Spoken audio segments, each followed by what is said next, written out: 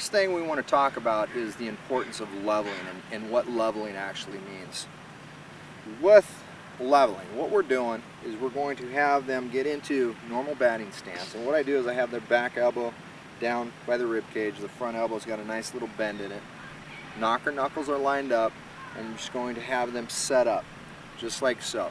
And what we're going to do is we're just going to have them let the bat head drop level just below the hands. So all I want you to do is just have them turn and let that bat head drop down right in here. Players need to feel this because most of them want to go down this way to the ball.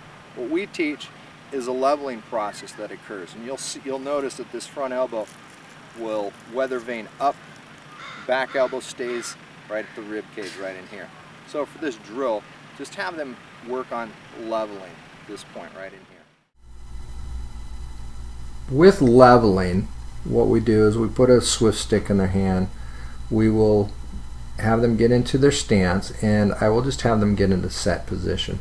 Now what I want them to do here is I want them to work on just letting the bat head lay down just below the wrists, and make sure their knocker knuckles are lined up. And as they go through this process, what they're going to do is they're going to start experiencing this motion of letting the bat head drop down,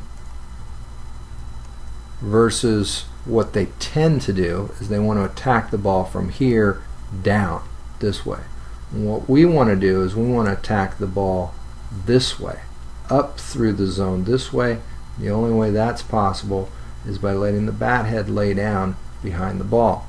So without doing anything, put the bat in their hand and then just have them work on letting the bat head drop down to level. And we want to cover the top of our zone, so we drop it down to level just below the hands. This is the highest pitch that we're going to chase. We often talk about not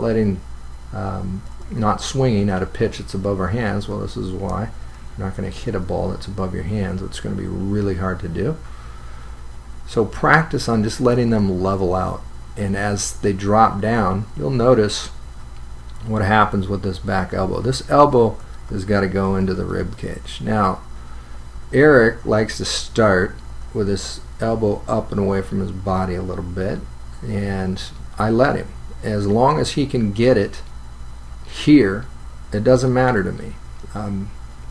If he is hovering it and keeping the barrel up and out of the zone, then I would probably have him tuck that elbow in a little bit more by his rib cage right in here, because it's got to get there anyways. So you have the choice of letting players start naturally. If you're working with younger kids, I would tuck them in. I'd have it down here by the rib cage. Make sure they have a nice little bend in their elbow here, and just let them play around with what this feels like of letting the bat head drop down right in here. This elbow's got to go up, this elbow's got to go down just a little bit. We're not lifting this thing up here by your ear. You're just moving it up just enough so the bat head lays down for you. We want that bat in the path of the ball, and we want to drop it. You will see how this plays into effect when we do the contact drill with the pad. So level and let that bat head drop down just below the hands, cover the top of our zone. Once they understand this principle, then we'll teach them how to go down here and start picking them off their shoelaces and whatnot. But same principle, just different location. Leveling. Let that bat head lay down.